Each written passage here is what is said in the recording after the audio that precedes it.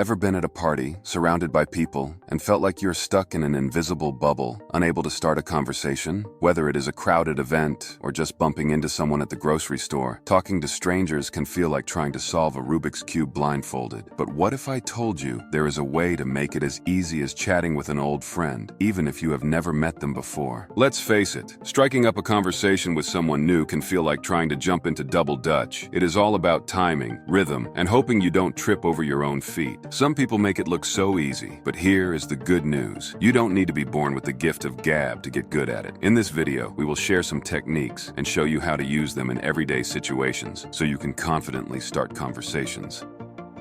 The first thing is to practice empathetic reflection. One of the best ways to really connect with someone is through empathetic reflection. This isn't just about hearing what the other person says. It is about tuning into the emotions behind their words and letting them know you get it. Imagine someone is venting about a rough day at work. Instead of just nodding like a bobblehead, you could say, "Wow, sounds like today really gave you a run for your money." This little act shows that you are not just hearing them, but you are really listening and you care. When you reflect their feelings back to them, you are basically saying, "I am here with you in this moment," which instantly makes them feel heard and understood. This simple trick can work wonders for building trust and making the conversation flow like you are old pals catching up. It is a bit like giving someone a verbal hug. They will feel valued and much more open to chatting with you.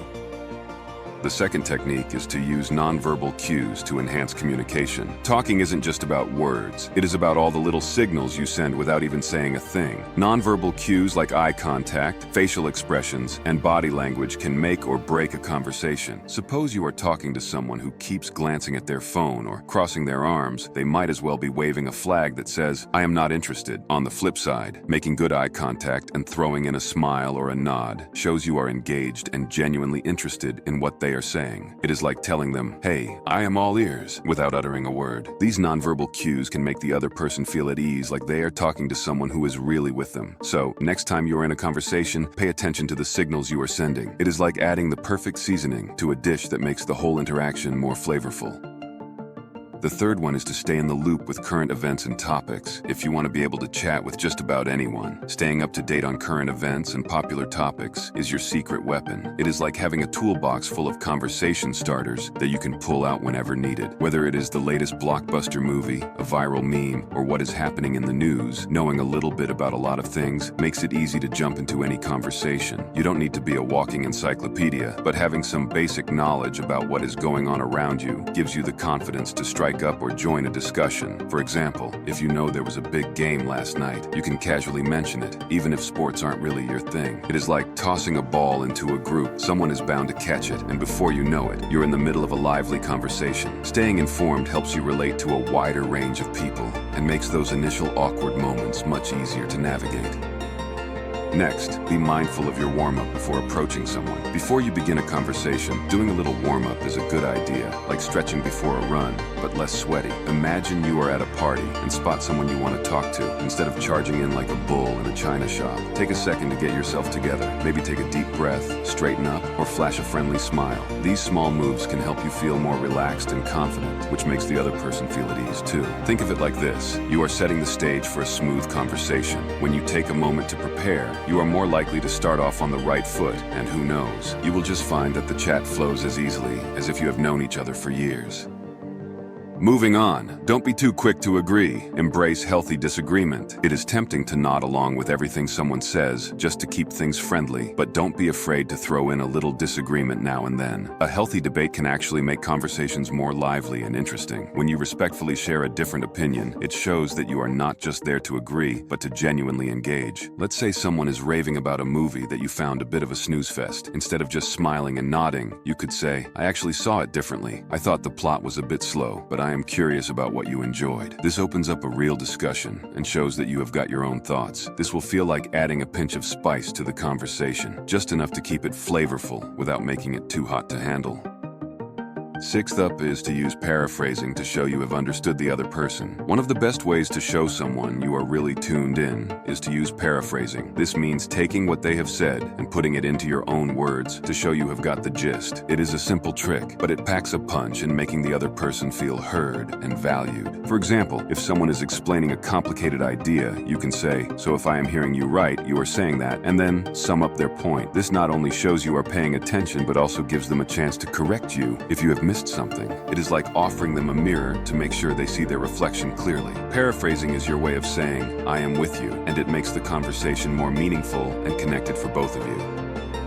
Trick number 7 is to limit how much you share and to avoid oversharing too soon. When you are getting to know someone new, it is smart to keep a lid on how much you share right away. Think of it like cooking. You wouldn't dump all the spices in at once, right? Oversharing too soon can leave the other person feeling like they have been hit by a tidal wave of TMI. Sure, being open is great, but it is better to ease into the personal stuff as you start to build trust. For example, if you're meeting someone for the first time, stick to lighter topics like hobbies, movies, or what is happening in the world. Save the deep dive into your childhood traumas or that embarrassing story from last weekend for later, when the relationship has had a chance to grow a bit. Sharing too much too quickly can make things awkward, like you are giving them a puzzle with too many pieces at once. When you pace yourself up, you keep the conversation comfortable and allow things to unfold naturally without overwhelming the other person.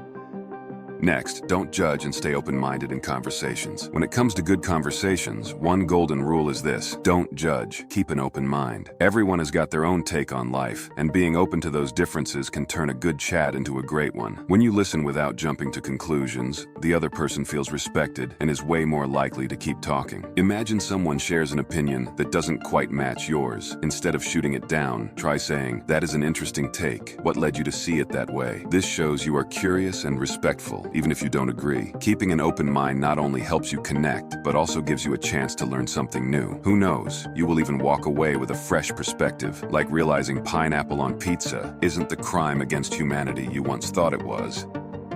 Moving on to the 9th tip, be genuinely curious about the other person's experiences. If you really want to connect with someone, be genuinely curious about their experiences. Let's face it, most people love talking about themselves, especially when they feel like someone is truly interested. Ask questions that show you care about their story and want to dive a little deeper. For example, if they mention they have been on an epic road trip, don't just say, "That is cool." Instead, ask something like, "What was the most unexpected thing that happened on your trip?" Or, "How did that adventure change the way you see things?" These kinds of questions show that you are not just ticking the small talk box, you are really interested. When you show genuine curiosity, the other person feels valued, and suddenly you are not just making conversation, you are making a connection. And who knows, you will end up with a story of your own to tell.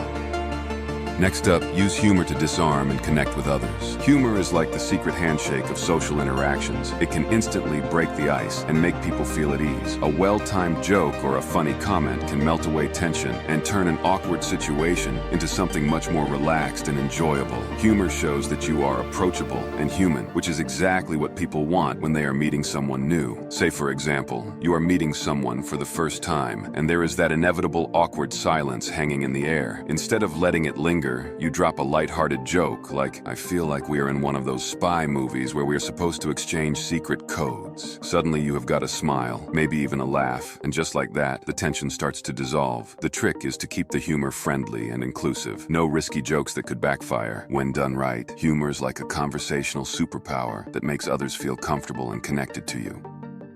And finally, acknowledge and validate the other person's feelings. A great way to literally speak to anyone is by acknowledging and validating their feelings. It is about showing that you are not just hearing what they are saying, but you are actually tuned in to how they feel. When people feel understood, they are more likely to open up and trust you, which makes for a stronger connection. For suppose someone is telling you about a really tough day they have had. Instead of just nodding along, you could say, "Wow, that sounds really rough. I totally get why you would feel frustrated." This simple response does wonders.